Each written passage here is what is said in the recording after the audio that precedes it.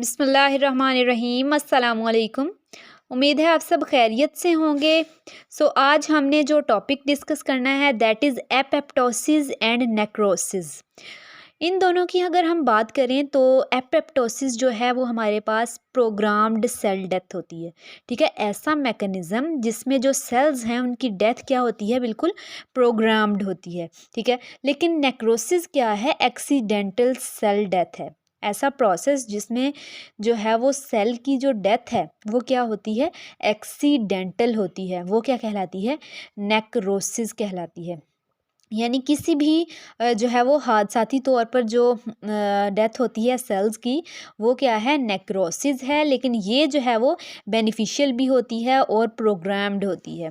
अगर इन दोनों की इफ़ेक्ट और टॉक्सिसिटी की बात करें तो जो एपेप्टोसिस है ये बेनिफिशियल है और टॉक्सिक होता है, टॉक्सिक नहीं होता बॉडी के लिए। ठीक है, ये बॉडी के लिए बिल्कुल बेनिफिशियल है क्योंकि ये जो है वो सेल की डेथ क्या हो रही है, प्रोग्राम्ड हो रही है, क्योंकि ये बॉडी के अकॉर्डिंग ही काम हो रहा है। लेकिन यहाँ पे क्या है, ये बेनिफिशियल नहीं होती और ना ही क्या है ये बॉडी के लिए क्या है, बहुत ज़्यादा टॉक्सिक भी होता है। ये ना बेनिफिशियल है और ये टॉक्सिक भी है। ठीक है, क्योंकि एक्सीडेंटल है, सेल की डेथ हो रही है, तो ये बॉडी के लिए बेनिफिशियल बिल्कुल भी नहीं है। अगर हम सेल की कंडीशन की बात करें, ठीक है, तो अगर हम एपेप्टोसिस में देखें तो सेल सबसे पहले क्या हो जाता है, श्रिंक होता है। श्रिंक होने के बाद फिर उसकी डेथ होती है। ठीक है, सेल पहले क्या होता है, श्रिंक होता है, श्रिंक होने के बाद उसकी डेथ होती है। लेकिन यहाँ पे हमारे पास क्या है, नेक्रोसिस में यहाँ पे सेल पहले बर्स्ट होता है और उसकी डेथ हो जाती है। ठीक है, सेल जो है वो डायरेक्टली क्या हो जाता है, बर्स्ट हो जाता है। सेल कंडीशन दोनों में क्या है कि जो एपोप्टोसिस है यहाँ पे श्रिंक होता है और फिर डेथ होती है। लेकिन जो नेक्रोसिस में है वो अचानक से सेल क्या हो जाता है, बर्स्ट कर जाता है, फट जाता है। ठीक है, और अगर केमिकल रिलीज़ की बात करें तो in which chemicals are released in form of bulbs और पैकेट्स। ठीक है, अब ये जैसे एक सेल है, ठीक है, सेल है, तो यहाँ से किस तरह से रिलीज़ होगा, इस तरह से एक बल्ब बनेगा। ठीक है, ये सेल है, सेल में इस तरह से बल्ब बनेगा, फिर यहाँ पे इस तरह से बल्ब बन के क्या हो जाएगा, chemicals in which chemicals are released in form of bulbs और पैकेट्स। ठीक है, इस तरह से बल्ब्स बनते हैं और वो फिर क्या हो जाते हैं, सेपरेट हो जाते हैं और रिलीज़ हो जाते हैं केमिकल्स इस तरह से।